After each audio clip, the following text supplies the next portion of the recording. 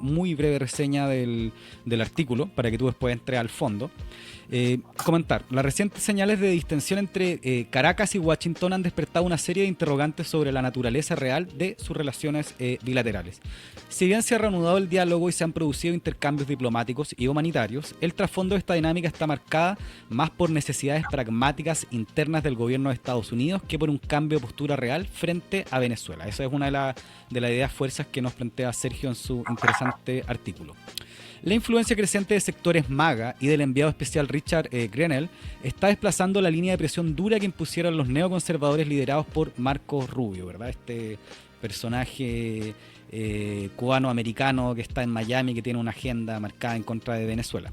Mientras Venezuela estabiliza su producción petrolera con respaldo chino y gestos diplomáticos hacia Estados Unidos, el relato antichavista impulsado por Rubio comienza a perder fuerza. Sin embargo, Washington sigue esgrimiendo acusaciones infundadas como las del cartel de los soles y el Tren de Aragua para mantener vivo un discurso de criminalización. Y esto nos importa mucho en Chile porque la retórica de Tren de Aragua, gobierno de Venezuela, está instaladísima. Pese a que estas matrices carecen de sustento concreto y operan como instrumento de presión política. La primera pregunta que te quería plantear, Sergio, para partir esta conversación. ¿Qué elementos te llevan a plantear que estamos ante una distensión aparente más que un cambio de fondo en las relaciones entre Venezuela y Estados Unidos? Te cedo la palabra. Sí, gracias, Nicolás. Dio mucho que hablar algunas de las últimas acciones, realizadas en la relación bilateral, como por ejemplo la liberación de 252 migrantes que Estados Unidos envió ilegalmente a El Salvador sin ningún fundamento y que fueron regresados a Venezuela después de una movilización permanente del pueblo venezolano y de una gestión intensa de parte del gobierno de Venezuela. A cambio, Venezuela liberó a 10 terroristas.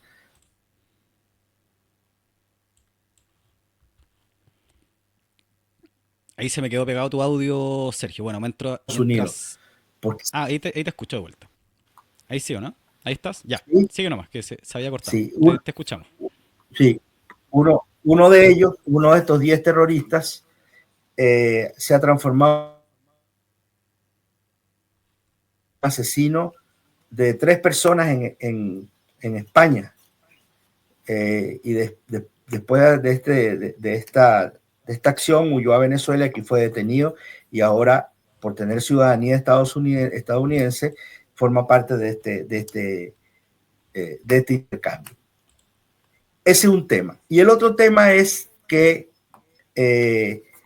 durante el gobierno de Biden, cuando se realizaron una serie de negociaciones, de alguna manera se aflojaron las restricciones que han puesto a la petrolera de Venezuela para exportar el petróleo. Eso, cuando Trump regresa al poder a comienzos de este año, nuevamente esas exenciones son eliminadas y nuevamente se produce un bloqueo total a la exportación de petróleo de Estados Unidos, de Venezuela. Hoy eso también se liberó y eso permite a la empresa Chevron, que está aquí, la empresa Chevron, que es una de las grandes empresas transnacionales energéticas de Estados Unidos y que está produciendo y exportando en Venezuela, le permite volver a su actividad de acuerdo a los convenios establecidos con el gobierno de Venezuela. Entonces, todo esto transmite la idea de que hay una distensión en las relaciones. Y lo que trato de explicar en el artículo es que esto, más que un mejoramiento de las relaciones, responde a una situación interna de Estados Unidos, a las necesidades que tiene Estados Unidos de solucionar dos problemas en los cuales Venezuela tiene relación. Uno es el problema de las deportaciones y otro es el problema energético, porque el petróleo pesado de Venezuela abastece a las refinerías del sur de Estados Unidos, las refinerías que están en el Golfo, los estados de Texas, Alabama,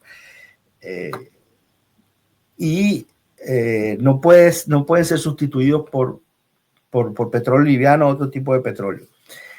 Y eso hace que aumenten los precios del petróleo en Estados Unidos, los precios del combustible, afectando directamente al consumidor final. Y el tema de las deportaciones, sobre el cual se ha construido también una gran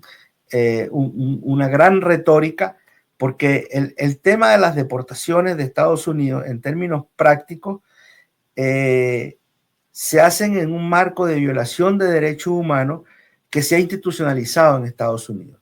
O sea, Estados Unidos, el supuesto gran defensor de los derechos humanos, hoy viola los derechos humanos de decenas de miles, de centenares de miles de personas, actuando en contra de todos los fundamentos del derecho internacional y de los acuerdos que existen en esa materia.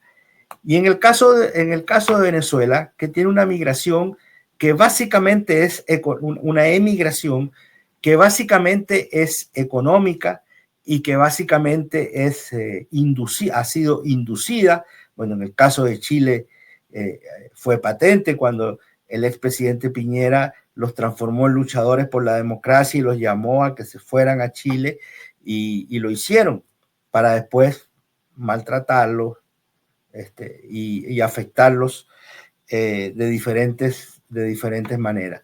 Pero el gobierno de Venezuela, como muestra la imagen, implementó este plan Vuelta a la Patria, en que incluso con aviones venezolanos se están yendo a buscar a aquellos migrantes que desean regresar al país y que ya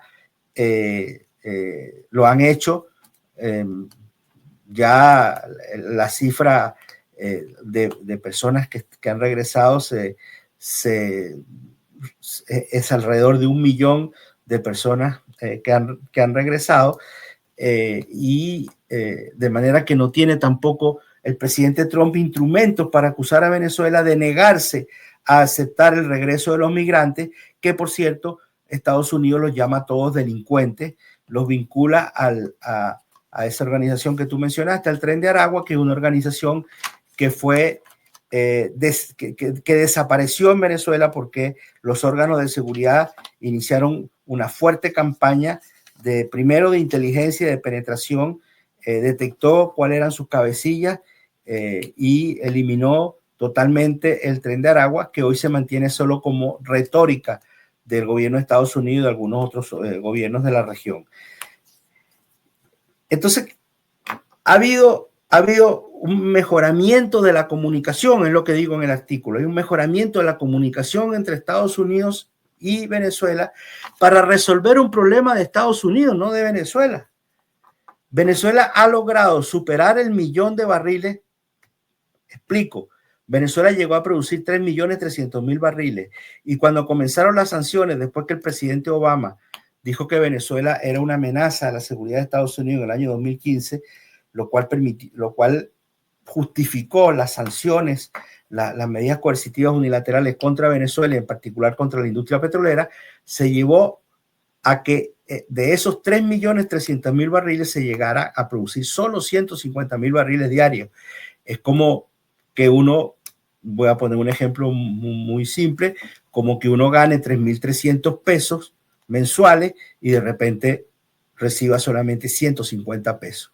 Es una relación simple para entender la dimensión y la magnitud de lo que las medidas coercitivas unilaterales estadounidenses y europeas han producido en Venezuela. El esfuerzo del gobierno de Venezuela, el esfuerzo sobre todo de los trabajadores petroleros y el apoyo de algunos amigos, en particular de Irán, que nos han ayudado a recuperar nuestra industria petrolera, hace que hoy Venezuela esté produciendo ya nuevamente más de 1 millón de barriles y que estas sanciones adoptadas por el gobierno Trump no hayan tenido ningún efecto porque lejos de disminuir la producción petrolera, esa producción petrolera se mantuvo y se colocó en nuevos mercados y en particular en el mercado chino, lo cual es el efecto totalmente contrario de lo que esperaba Estados Unidos.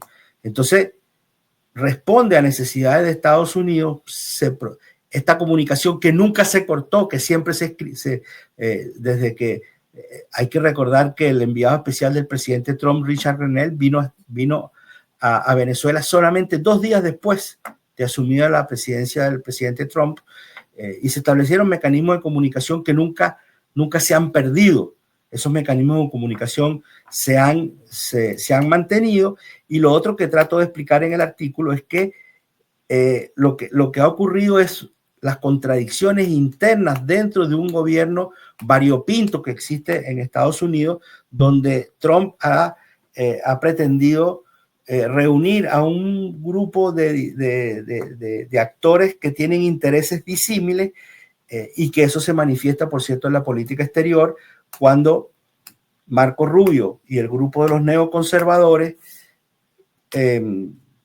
mantienen una posición ideologizada que se enfrenta al grupo MAGA, Make America Great Again, que son pragmáticos y que entienden que la crisis económica de Estados Unidos está afectando al pueblo estadounidense y que tienen que resolver ese problema de inmediato.